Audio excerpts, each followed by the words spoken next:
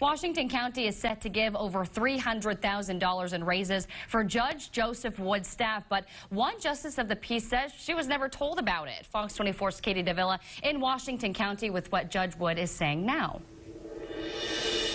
I was first notified of it shortly after Christmas, that about $319,000 in raises had been included in the budget that I wasn't aware of. And I think many other JPs weren't aware of them. Employees of Washington County Judge Joseph Wood's staff are set to receive raises equaling over $300,000. But Justice of the Peace Eva Madison says she was never told about them before giving the green light.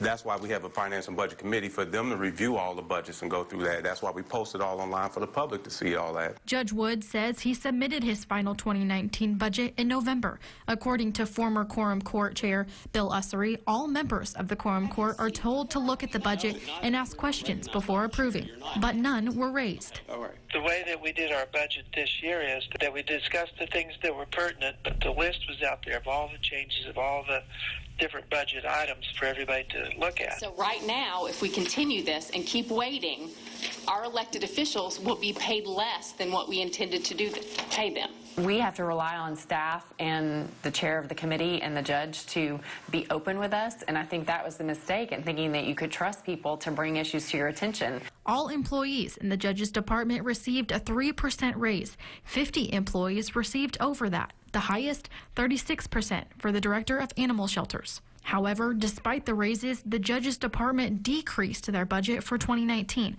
According to the Quorum Court rules, any department who decreases their budget by at least 3% does not have to meet with its members before approval.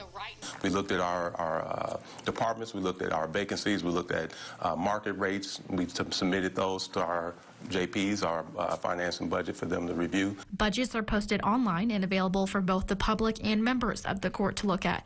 Ussery says if questions were raised by any members, they would have been answered. That amount was on there, was clearly added to the budget in November. If that had been asked earlier, we certainly would have addressed it.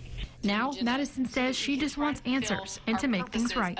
I think that when you're talking about the expenditure of taxpayer dollars in a manner like this, that the public deserves the right to know about it ahead of time and to be able to talk about it openly, and that just didn't happen here.